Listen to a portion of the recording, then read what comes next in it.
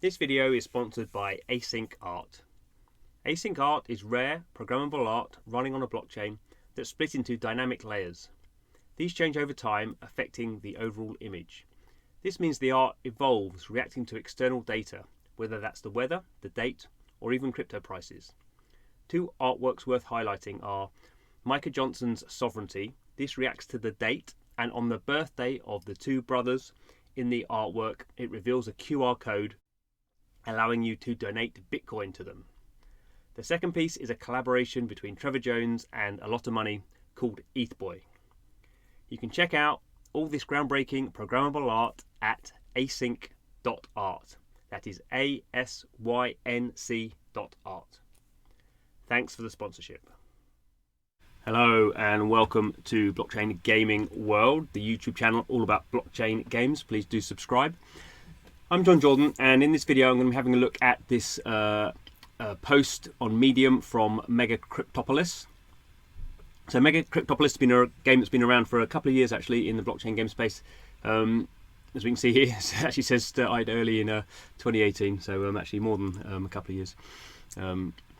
And it's a game that's kind of flown under the radar a bit. I have to confess, I've not really played it very much. I did a video a couple of weeks ago just doing the first time user experience, which I found pretty complex, to be honest.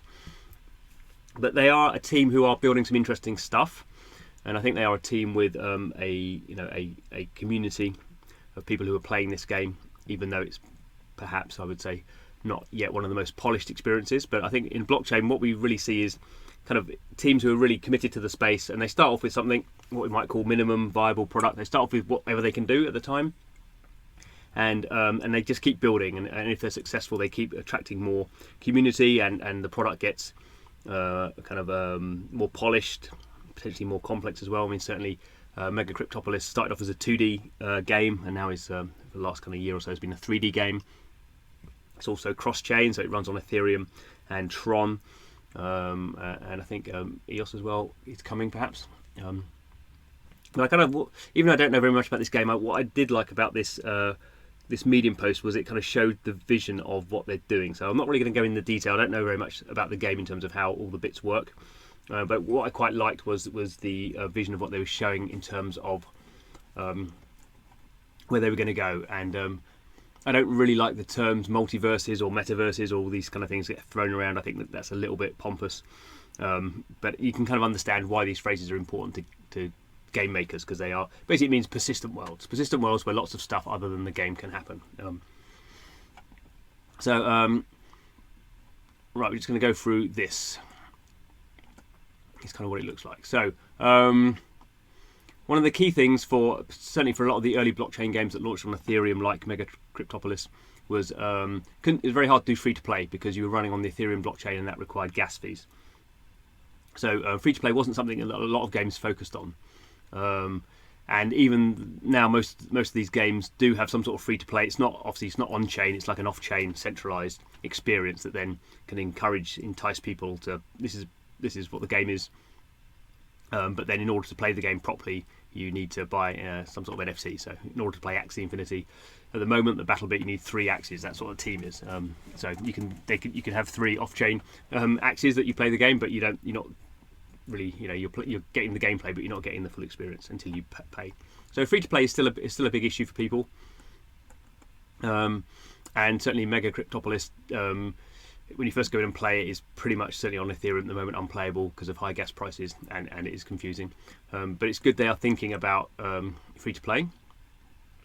And also, this is a very important thing here. It can't be overemphasized really. At the moment, we're in the situation for most games: there's a player, there's the app store, and there's developer or publisher or whatever. And the flow goes, money goes from the player to, in a mobile game, to the app store, distribution platform, Steam, whoever, and to the developer, and they get back game items.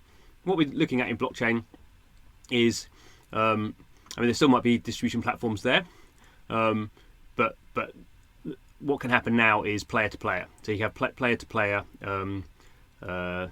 transactions, And potentially what probably happens is the developer gets some percentage of that. So like maybe 5% of any transaction. Developers probably still pumping out content that people are buying directly. There's still kind of weekly drops or new content coming all the time. But the majority of the value is kind of being run by player-to-player activity. And this is important. So if game developers don't understand this, then they're not going to get very far with blockchain.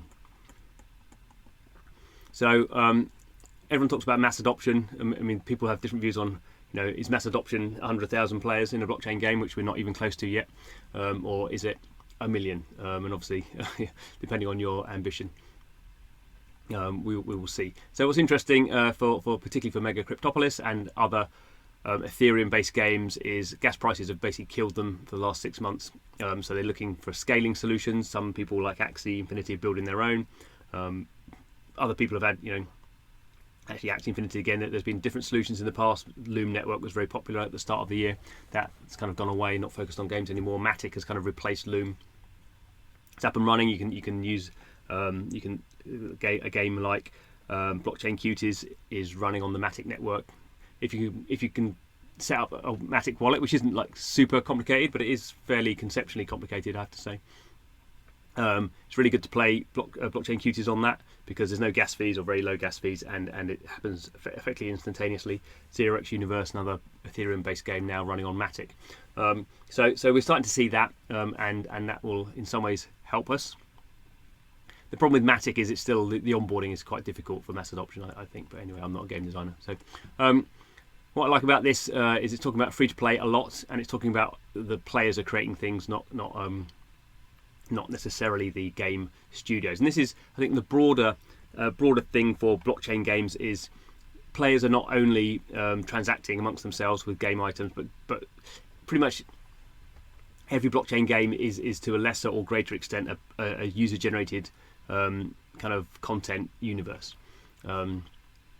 Now, maybe obviously some games you may not be able, maybe not like Minecraft, you can actually create things in the game, but the value is certainly created by players, whether that's just trading, or whether that's about the stories they tell about these particular NFTs that dropped whenever they dropped, and why they're really valuable in the game, and maybe the best player in the game is now using this NFT.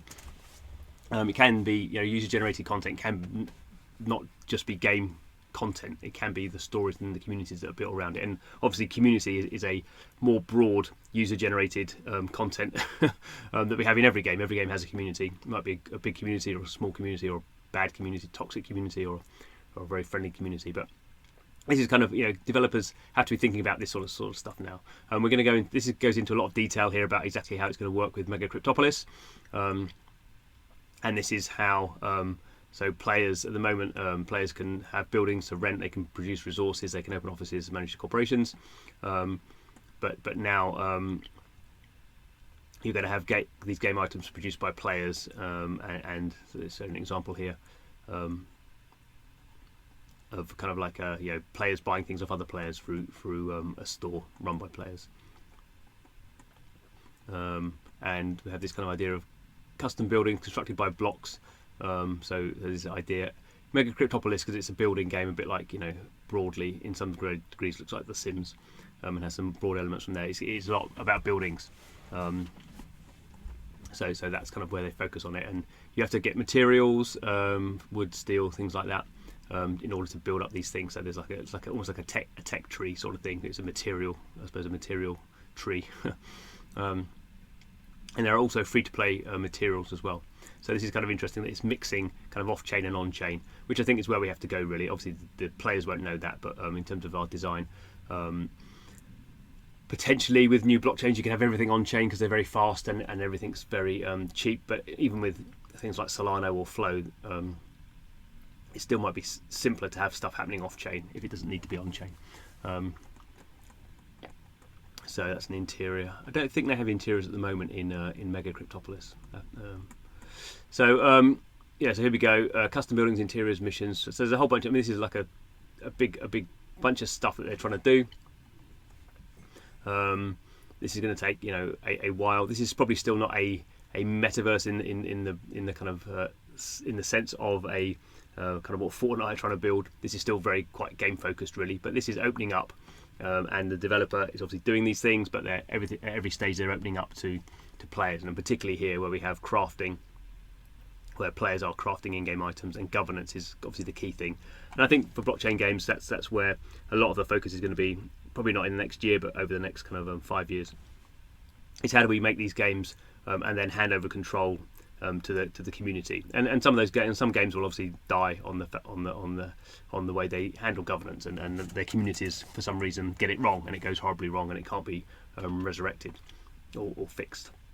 But this is, I think, the next generation of gaming. This is why blockchain is important. Game ownership and in-game item trading is part of that. But in the long run, we're going to moving towards this governance where, and you kind of already see it in things like Roblox, I suppose, where Roblox is a platform and developers are building within that, and players can build within that.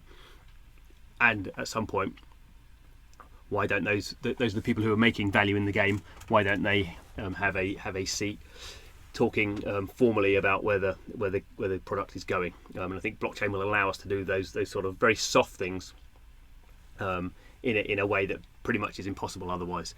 So I think that's over the really this actually is really where games are going, I think, over the next 10 years. So it's good that MEGACRYPTOPOLIS understand this already, and they're ahead of the game. They've been doing blockchain games for 2.5 years now.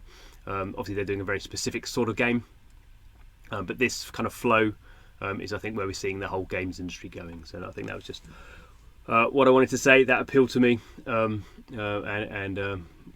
yeah, good. Well done, MEGACRYPTOPOLIS, for kind of pointing out those things, and good luck in trying to hit your goals, hit your roadmap. So anyway, that was the video for today. Thanks for watching. I say this is Blockchain Gaming World, where we're very much thinking about how blockchain is going to affect the games industry. Spend a lot of time playing blockchain games, and spend even more time thinking about them. So if that's your thing, please do subscribe. But thanks for watching, and hope to see you again soon.